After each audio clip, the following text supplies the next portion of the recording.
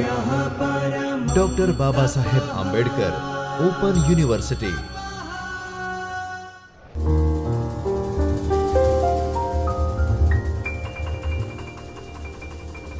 Doctor Baba Saheb Ambedkar open યુનિવર્સિટીમાં આવેલ ચૈતન્ય સ્ટુડિયોમાંથી હું ડૉક્ટર બીના પટેલ આપનું હાર્દિક સ્વાગત કરું છું.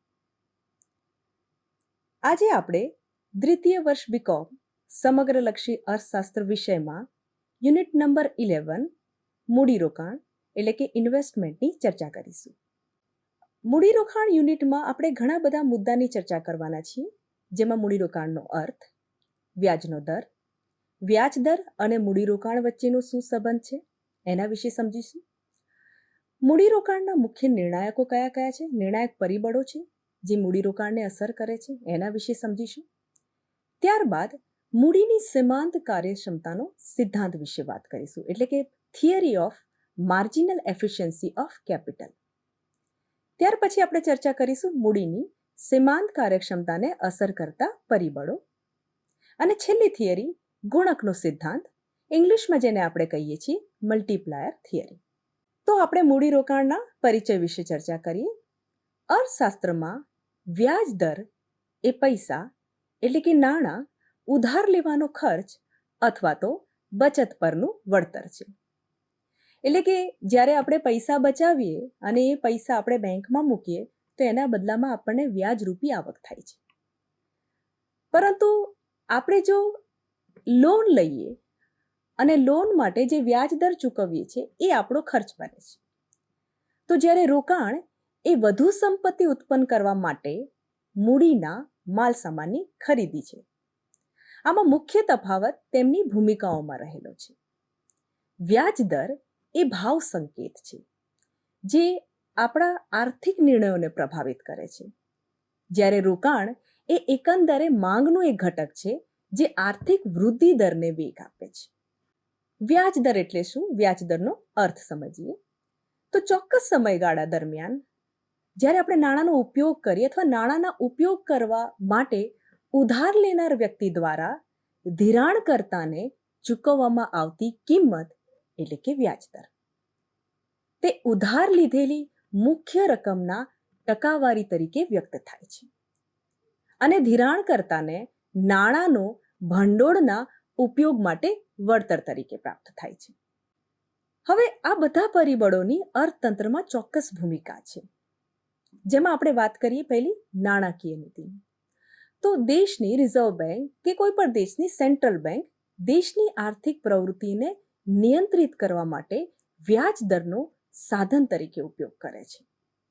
એવી જ રીતે બચત અને ખર્ચ, ઊંચા વ્યાજ દરો બહેતર વળતર આપીને દેશમાં લોકોને બચત કરવા માટે પ્રોત્સાહિત કરે છે, જ્યારે નીચા દરો ઉધાર અને ખર્ચને પ્રોત્સાહિત કરે છે. એટલે જ્યારે વ્યાજ દર નીચા હોય ત્યારે વ્યક્તિ બચત કરતું નથી, કારણ કે એને ખબર છે કે એના બદલામાં તેને વ્યાજરૂપી આવક ઓછી થશે, કારણ કે વ્યાજના દરો જ નીચા છે. આવી રીતે અર્થતંત્રમાં અલગ અલગ લોન, બચત ખાતાઓ, સરકારી બોન્ડ્સ પરના વ્યાજ દરો સહિત વિવિધ પ્રકારના વ્યાજ દરો આપણે જોઈએ છીએ, જે ક્યારેક ફિક્સ હોય છે અને ક્યારેક એ વેરિયેબલ હોય છે, એટલે કે બદલાતા હોય છે. ત્યારબાદ આપણે વાત કરીએ મૂડીરોકાણ. મૂડીરોકાણનો શું અર્થ છે, તેનું શું મહત્વ છે, આપણે એની ચર્ચા કરીએ. અર્થશાસ્ત્રમાં મૂડીરોકાણનો અર્થ વ્યવસાયો અને સરકારો દ્વારા નવી મૂડીના માલ સામાનની જેમ કે મશીનરી, ઇમારતો અને ઇન્ફ્રાસ્ટ્રક્ચરની ખરીદીનો ઉલ્લેખ કરે છે.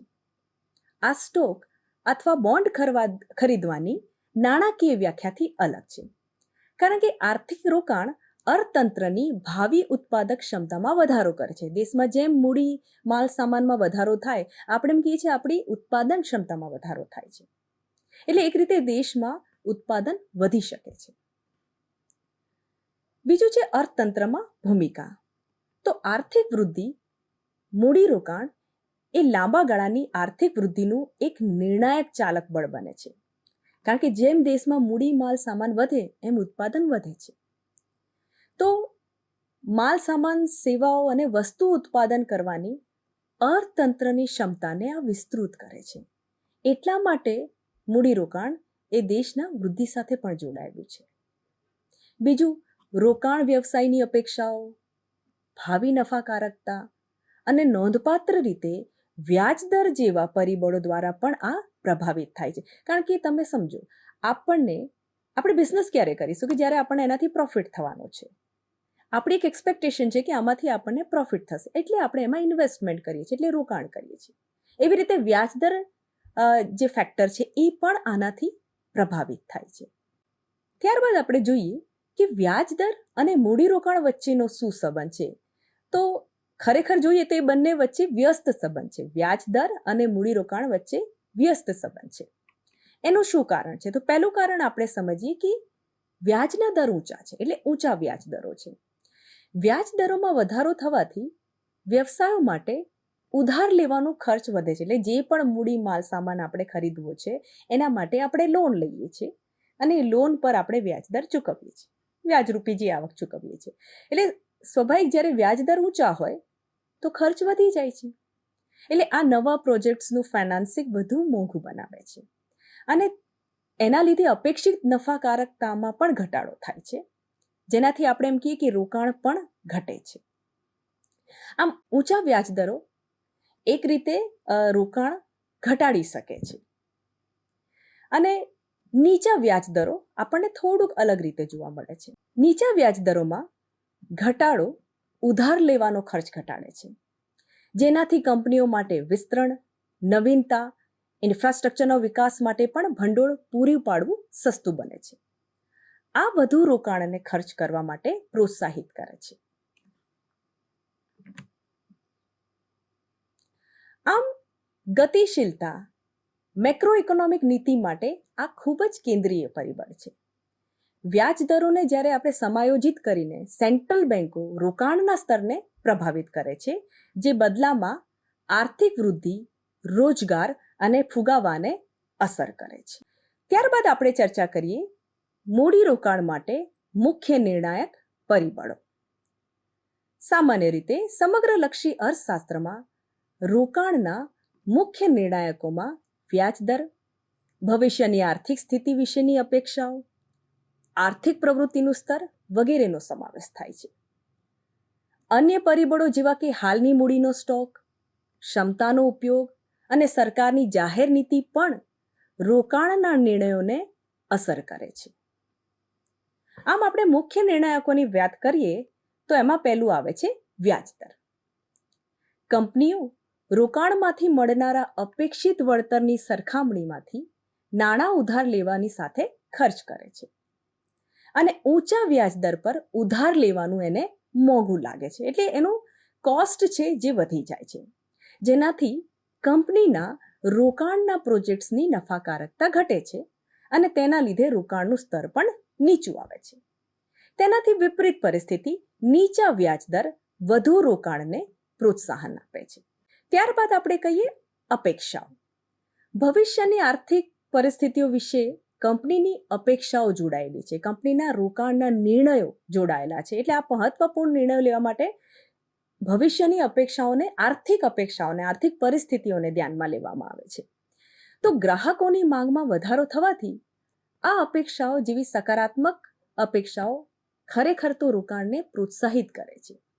જ્યારે મંદીની પરિસ્થિતિ હોય અથવા તો મંદીની આગાહી જેવું ચિત્ર ઊભું થતું હોય તો આ નકારાત્મક અપેક્ષાઓ એ રોકાણને નિરાશ બનાવે છે, એટલે રોકાણ નિરુત્સાહી બને છે, રોકાણ થતું નથી દેશમાં. બીજો મહત્વનો મુદ્દો છે આર્થિક પ્રવૃત્તિનું સ્તર. વૃદ્ધિ અને આવક પરના પ્રવેગક અસર સૂચવે છે, જેમ કે રોકાણ, આઉટપુટ એટલે કે ઉત્પાદન અથવા આવકમાં થતા ફેરફારો સાથે હકારાત્મક રીતે સંબંધિત છે. જ્યારે અર્થતંત્રમાં સામાન્ય રીતે વૃદ્ધિ થાય છે અને ચીજ વસ્તુઓ અને સેવાઓની માંગ વધે છે, ત્યારે કંપનીઓ ઉત્પાદન ક્ષમતા વધારવા માટે નવી મૂડીમાં રોકાણ કરવાનું વધુ વલણ ધરાવે છે. એટલે વ્યક્તિ નવું મૂડી રોકાણ કરવા માટે પ્રેરાય છે. તો આ અમુક જે નિર્ણાયકો છે જે મૂડી રોકાણમાં મહત્વનો ભાગ ભજવે છે. અમુક અન્ય પ્રભાવશાળી પરિબળો છે જે ખાસ મૂડીરોકાણને અસર કરે છે. એમાંથી આ ઘણા બધા મુદ્દા છે: મૂડીનો સ્ટોક, ક્ષમતાનો ઉપયોગ, મૂડીગત માલ સામાનનો ખર્ચ, અન્ય પરિબળોનો ખર્ચ, તકનીકી પરિવર્તન, જાહેર નીતિ અને દેવાનું સ્તર. આપણે આને વન બાય વન સમજીએ તો સૌથી પહેલું આવે છે મૂડીનો સ્ટોક. તો પહેલેથી જ ઉપયોગમાં લેવાતી મૂડીની માત્રા રોકાણને અસર કરે છે, કારણ કે જ્યારે મોટાભાગનું રોકાણ ઘસારાવાળીને મૂડીને બદલે છે ત્યારે મોટી મૂડીનો સ્ટોક ઇચ્છિત સ્તર સુધી પહોંચવા માટે નવા મૂડી ઉમેરાની જરૂરિયાતને ઘટાડી શકે છે. કારણ કે આપણે જે પડી રહેલી ક્ષમતા છે કે વપરાયેલી ક્ષમતા છે એનો ઉપયોગ કરીએ છીએ. એટલે આપણે નવા મૂડી રોકાણ કરવા માટે અત્યારમાં આપણે આપણા પૈસા એમાં રોકવા પડતા નથી, અથવા તો વધારે મૂડીને ઘસારો ના લાગે. જે મશીન, ટૂલ્સ ને ઇક્વિપમેન્ટ્સ છે એને ઘસારો નથી લાગતો, એ મશીનની હજી ક્ષમતા છે પ્રોડક્શન કરવાની, તો એનો ઉપયોગ આપણે કરી શકીએ છીએ. એટલે આપણે એમ કહી શકીએ અર્થશાસ્ત્રની ભાષામાં કે આ વપરાયેલી ઉત્પાદન ક્ષમતા છે જે આ મૂડીમાંથી આપણે ઉત્પાદિત કરી રહ્યા છે, એનો ઉપયોગ કરી રહ્યા છે ઉત્પાદન કરવા માટે. ત્યાર પછીનો મુદ્દો આવે છે ક્ષમતાનો ઉપયોગ. જેમ આપણે વાત કરી ઉચ્ચ ક્ષમતાનો ઉપયોગ દર એટલે કે હાલની મૂડીનો મોટા ભાગમાં ઉપયોગમાં છે, અને આનાથી કંપનીઓ માંગને પહોંચી વળવા માટે નવી મૂડીમાં રોકાણ કરવા માટે વધુ વલણ ધરાવે છે. જ્યારે મંદી દરમિયાન ખાલી રહેલી ક્ષમતાના રોકાણને અટકાવી શકાય છે. એટલે કેટલી ક્ષમતા પડી રહી છે, કેટલું પોટેન્શિયલ છે જેનો આપણે ઉપયોગ કરી શકીએ છીએ. એટલે તેજી મંદીમાં આ પરિવર્તન આવ્યા કરે છે આમાં.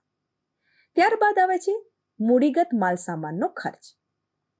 યંત્રો અને ઇમારતો જેવા મૂડીગત માલસામાનની કિંમત રોકાણની માત્રાને પણ સીધી અસર કરે છે. જો આ ખર્ચમાં વધારો થાય તો કોઈ પણ વ્યાજ દરે રોકાણની માત્રામાં ઘટાડો થવાની સંભાવના રહે છે. ત્યારબાદ આવે છે અન્ય પરિબળોનો ખર્ચ. ઉત્પાદનના અન્ય પરિબળો, ખાસ કરીને શ્રમ અને ઉર્જાનો ઉપયોગ, કારણ કે ઉર્જા પાછળ પણ આપણને ખર્ચ થાય છે જે આપણા રોકાણને અસર કરે છે. એટલે વધતા શ્રમ ખર્ચ કંપનીઓ માટે શ્રમ માટે મૂડીનો વિકલ્પ પસંદ કરવા માટે પ્રોત્સાહિત કરે છે. આપણને ખ્યાલ છે કે આપણે મૂડી સ્વરૂપી વસ્તુનો ઉપયોગ કરીએ છીએ ઉત્પાદન માટે, અથવા શ્રમ પદ્ધતિનો ઉપયોગ કરીએ છીએ. તો જ્યારે શ્રમ ખર્ચ વધે, શ્રમને રોકવા પાછળનો વેતન નામનો જે ખર્ચ વધે છે, તો ત્યારે કંપનીના માલિકો કે વ્યવસાયિકો મૂડીનો ઉપયોગ કરવાનો પસંદ કરે છે.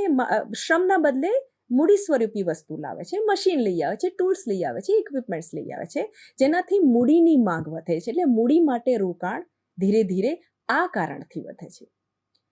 બીજો મહત્વનો મુદ્દો તકનીકી પરિવર્તન. આપણે જાણીએ છીએ નવી ટેકનોલોજીના અમલીકરણ માટે ઘણીવાર નવી મૂડીની જરૂર પડે છે, નવા મશીન, ટૂલ્સ અને ઇક્વિપમેન્ટ જોઈએ. તેથી જેમ જેમ ટેકનોલોજીમાં પ્રગતિ થાય છે તો રોકાણની માંગમાં પણ વધારો થઈ શકે છે. ત્યારબાદ આવે છે જાહેર નીતિ, જે સરકાર સાથે જોડાયેલી છે. એટલે સરકારની કર અને નિયમનકારી નીતિઓ રોકાણને પ્રભાવિત કરી શકે છે. ઉદાહરણ તરીકે સમજીએ પ્રોગ્રેસિવ ટેક્સીસ, વેગવર્ધિત અવમૂલ્યન, રોકાણ કર, ક્રેડિટ અને કોર્પોરેટ નફા પર ઓછા કરથી મૂડીનો ખર્ચ ઘટી શકે છે. એટલે જેટલા સરકાર ટેક્સીસ ઘટાડે તો વ્યક્તિનો મૂડી પાછળનો ખર્ચ ઓછો આવે છે અને વ્યક્તિ રોકાણ વધારે છે. એટલે રોકાણને વેગ મળી શકે છે. અને છેલ્લો મુદ્દો છે દેવાનું સ્તર. કંપનીઓમાં ઉચ્ચ દેવું રોકાણમાં ઘટાડો કરી શકે છે, કારણ કે કંપનીઓ હાલના દેવાની ચૂકવણીને પ્રાધાન્ય આપે છે. એટલે અહીં આપણે મૂડી રોકાણના મુખ્ય નિર્ણાયક પરિબળોની ચર્ચા કરી આપણે. Thank you.